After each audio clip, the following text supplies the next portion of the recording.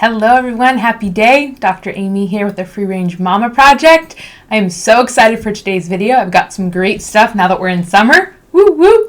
So today's video I'm going to talk to you guys about kids' summer safety, and the 4 things that I'm going to focus on are sunscreen and after sun care. So it's all in one. The second thing will be bug repellent, and then we're also going to talk about proper hydration, how to keep electrolyte balance up, and then the 4th one will be foods that help increase your sun exposure, or I would say your sun tolerance. So here we go. So the first thing that I want to talk to you guys about is sunscreen. I am super passionate about reducing toxicity in our kids' lives and in our homes. And I say reducing it because there's only so much that you can avoid. So the way that I go about it is being as intentional as possible, meaning that when I go to pick up a product, I always read the ingredients. I scan it with my EWG app, Healthy Living, to figure out where it is on that toxicity scale. And again, my goal is always to keep, if you've heard me say this in past videos, my goal is to keep the number on the EWG scale at 3 or below, and ideally a 1 or a 2.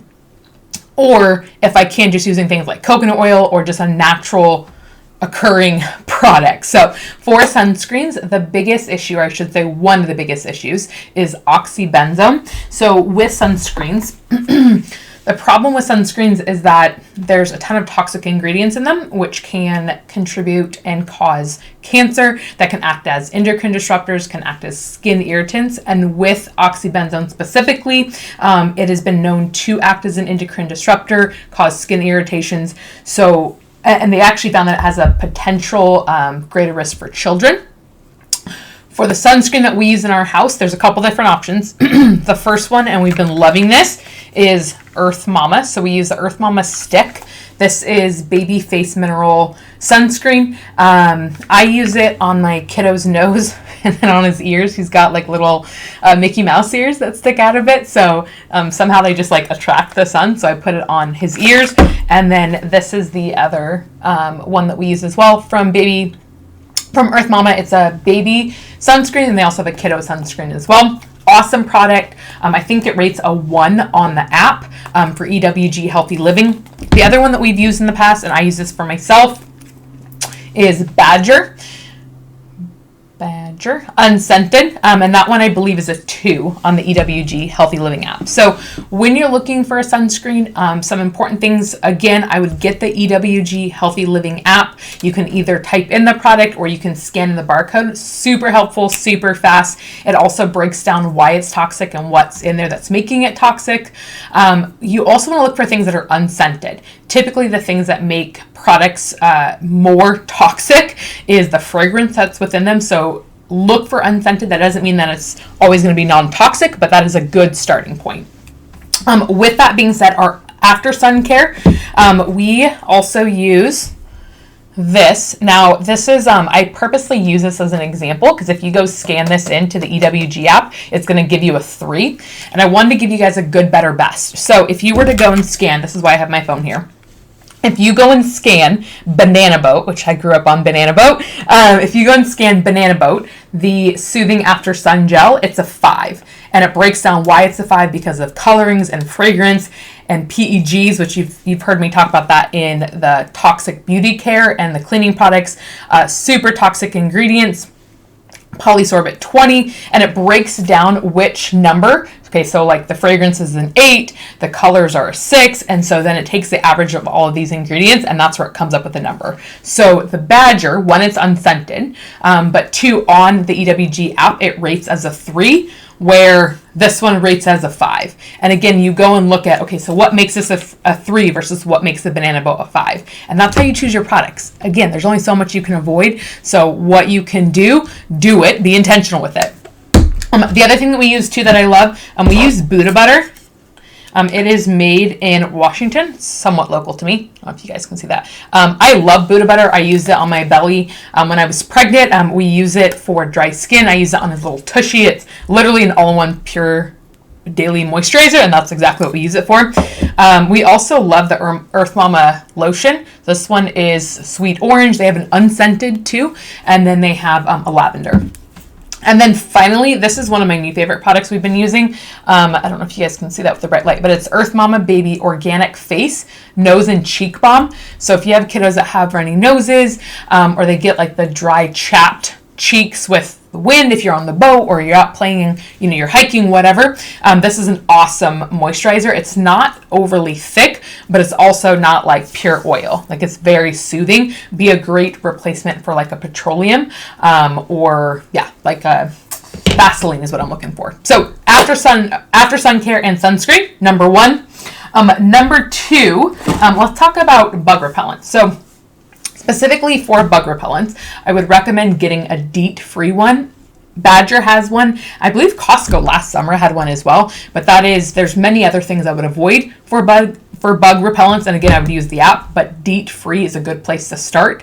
The other thing you have to be super mindful is, again, the fragrances and what's in there. I would avoid using bug repellent candles and things that are in your yard, because a lot of times that is loaded with pesticides and herbicides, which again causes the whole other issues. We'll talk about environmental toxins in a different video, but you do want to avoid those at all costs.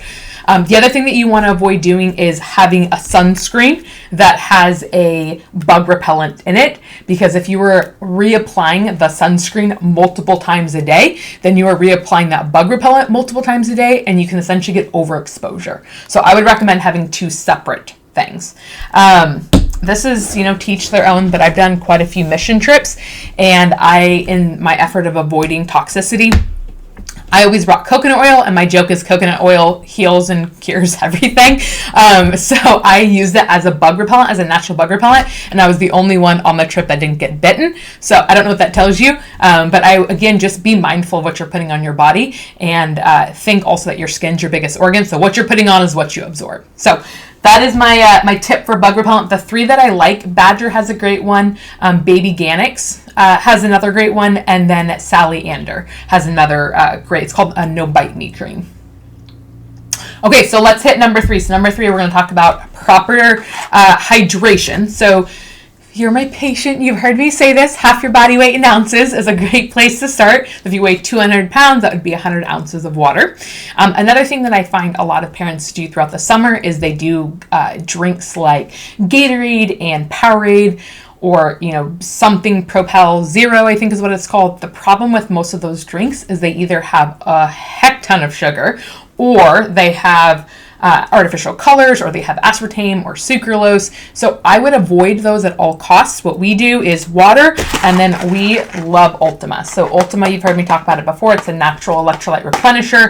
It's sweetened with stevia. It doesn't have any of the garbage in it. I like this because it gives me variety in the variety box, and then I can just grab and go and throw this in the diaper bag. It's also safe for kids. If you're going to use it for kids up to 4, you just do a half scooper, or half one of these. So this is awesome. Like I said, it's great to just have with you if you're out and about, if you're hiking, if you're at the park, just to replace Gatorade and Powerade.